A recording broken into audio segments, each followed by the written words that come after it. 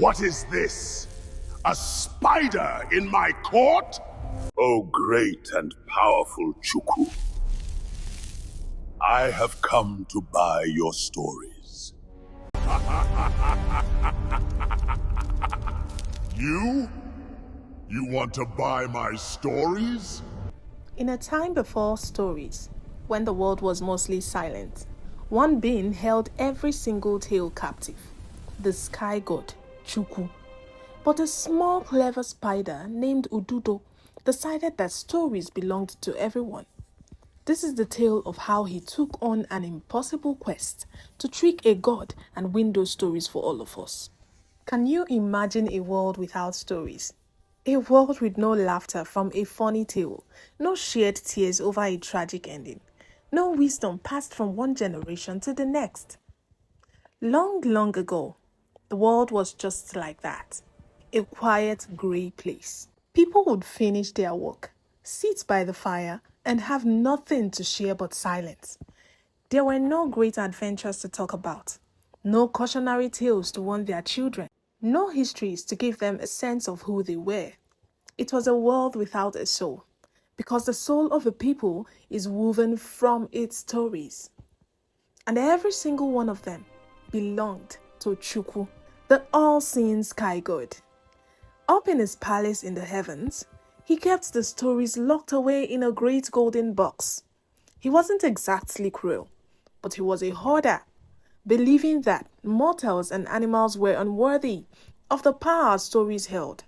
He saw them not as gifts to be shared, but as treasures to be owned. Down on earth, among the quiet people and silent animals, lived a creature who was small, but had enormous ambition. His name was Ududo the Spider. To most, he seemed insignificant, a tiny weaver of webs who could be crushed in a second. But Ududo's mind was sharper than any fang, and his wit was more potent than any poison. He saw the emptiness in the world where stories should be, and he felt a deep burning desire to fill it. He knew physical strength wasn't everything. He believed wit and wisdom could conquer any challenge.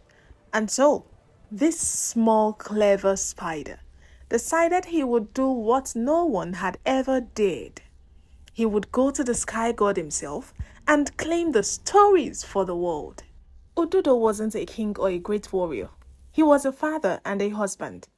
He watched his children play and saw they had no heroes to look up to, no myths to spark their imaginations. He sat with his wife, Ada, and wished he could share tales of adventure with her. He saw the village elders, their eyes full of a lifetime of experiences, but with no way to weave them into a tapestry for the next generation.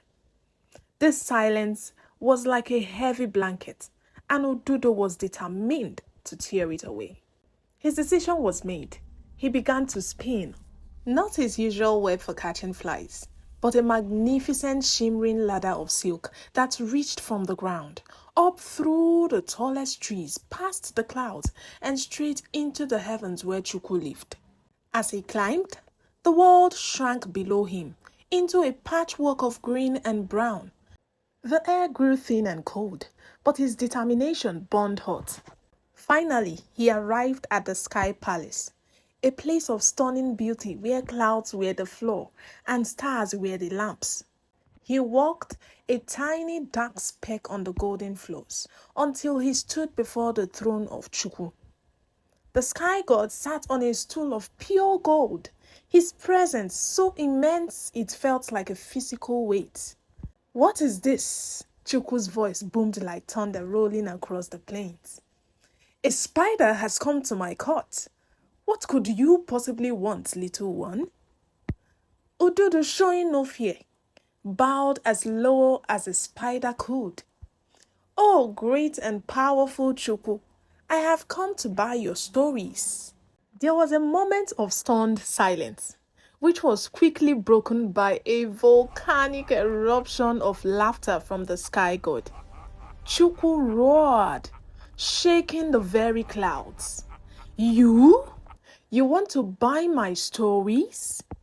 Kings have offered me herds of cattle and mountains of gold for even a single tail, and they couldn't afford my price.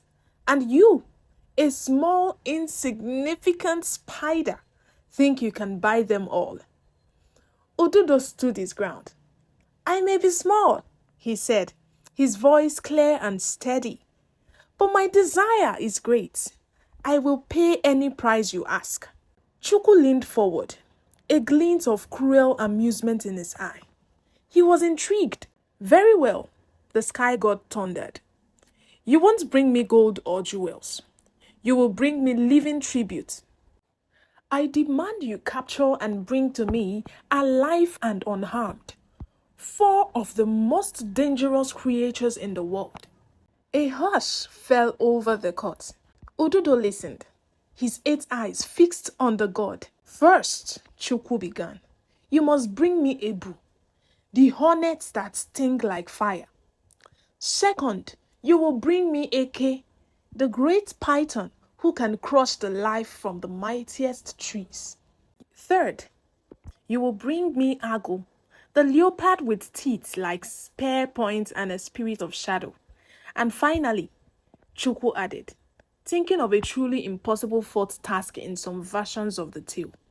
You must capture Mo, the elusive forest spirit who is never seen. The god leaned back, a smug smile on his face. The prize was impossible. It was a joke to humiliate this arrogant spider. Bring me this 4, Chukwu declared, and the stories are yours. Fail, and you will know my wrath.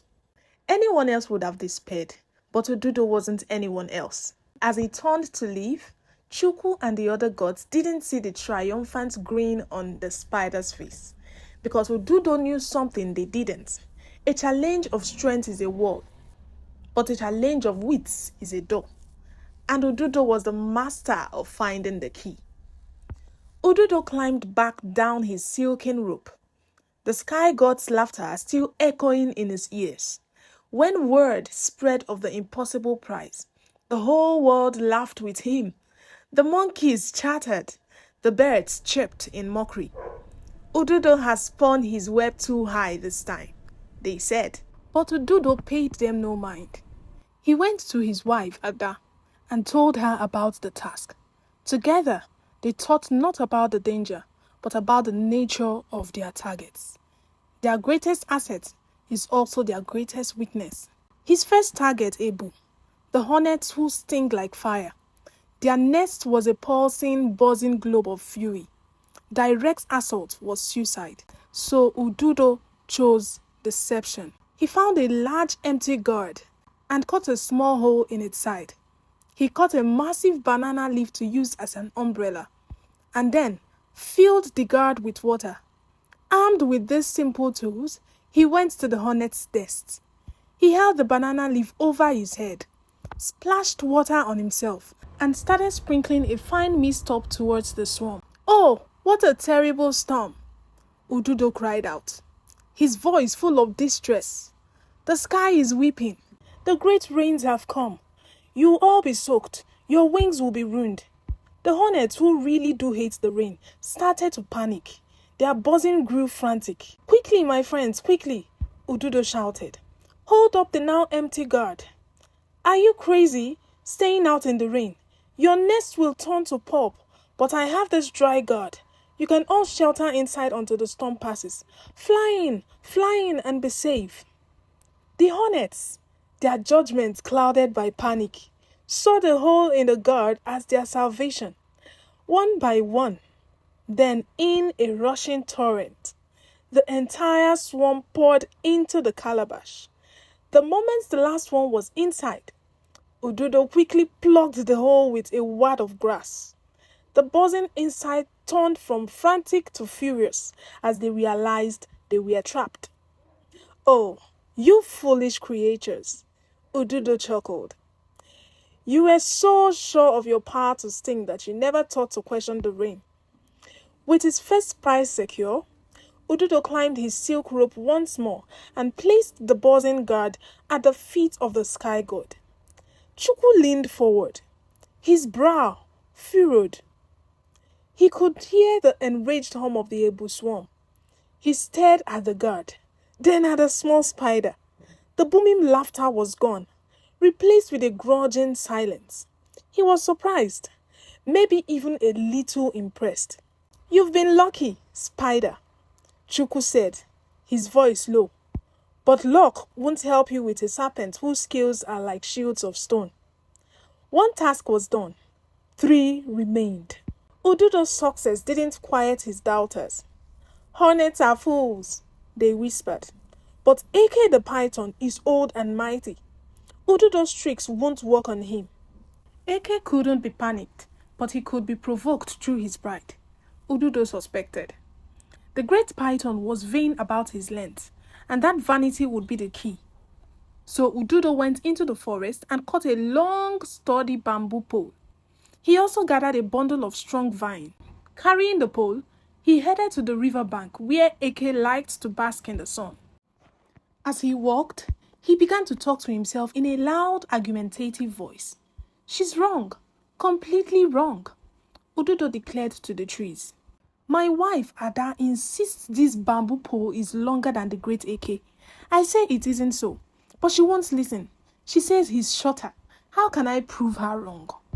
Just as he'd hoped, a huge, scaly head lifted from the reeds. AK the python slithered forward. "What is this dispute you speak of, Ududo?" the python hissed. Ududo feigned surprise. "Oh, mighty AK, it's my wife. We were arguing about your magnificent size. She foolishly believes you are shorter than this pole." "I, of course, know that's a lie. But how can I convince her?" The python's eyes narrowed. The very idea was an insult. "Your wife is a fool," AK hissed. "Bring the pole. I'll stretch out beside it, and you will see my length is far greater."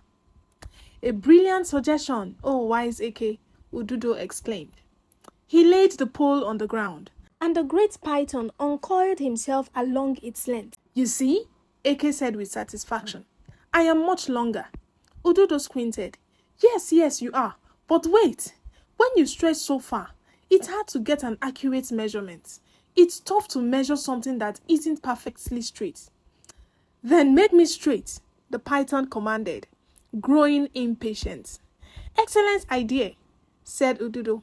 "I'll just use these vines to tie your tail to the end of the pole to hold it steady." The vain python agreed. Ududo securely tied AK's tail to the bamboo. Then he walked to the python's head. "Incredible! But now that your tail is fixed, your head is still slightly curved. If I could just tie your head to this end, just for a moment, my wife will have her proof." Blinded by pride, AK allowed it. Now the python was stretched out, fixed at both ends. He was trapped. With breathtaking speed, Ududo took the rest of the vines and wrapped them around and around the python's body, binding him completely to the pole. The python thrashed, but it was no use. "Ududo, you've tricked me," he roared. "Indeed," said Ududo. "You were so concerned with being longer than a stick that you didn't notice you were being tied to it." With great effort, Ududo dragged the immense pole up the silk road to the sky. He presented his second prize to Chukwu. The god's court was silent. The whispers of amusement had turned to whispers of awe. Chukwu stared at the furious, helpless python, and then at the spider. His surprise was now mixed with a deep, unsettling anger. "You are clever, Ududo," the sky god growled. "But you will not trap a true hunter. Agu, the leopard, lives by his wits, just as you do.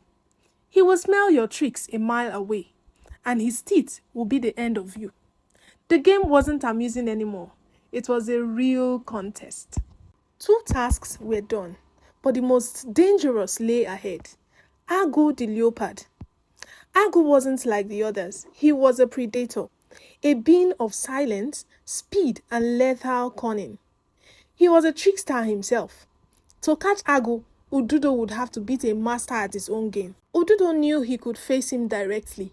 He had to use the leopard's own instincts against him. So he went deep into the forest, to a narrow path he knew the leopard used on his nightly prowls, and there Ududo started to dig. He dug a pit so deep that even a leopard couldn't leap out. Then he carefully covered the top with a fragile lattice of thin branches and scattered leaves and dust over it until the trap was completely invisible.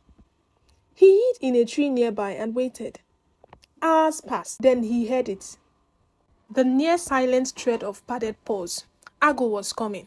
The leopard moved like a fluid shadow, powerful and confident. He was hunting for prey, not looking for treachery under his feet. Suddenly, there was a crackle of breaking branches, a startled snarl, and a heavy thud. Ago had fallen into the pit. Ududo waited until morning, then peered down at the furious, helpless leopard. "Ududo," Ago roared. "You! Did you see me fall? Help me out of here." Ududo feigned surprise. "Great Ago, how could this have happened? Of course, I'll help you." Now for the tricky part. Ududo bent a tall, springy sapling down toward the pit, tying its top to the sturdy root. "Here is the plan, mighty Ago," he called down. "I'll lower a vine to you. You tie it around your waist. Then I'll cut the rope holding this tree, and it will spring up and pull you right out."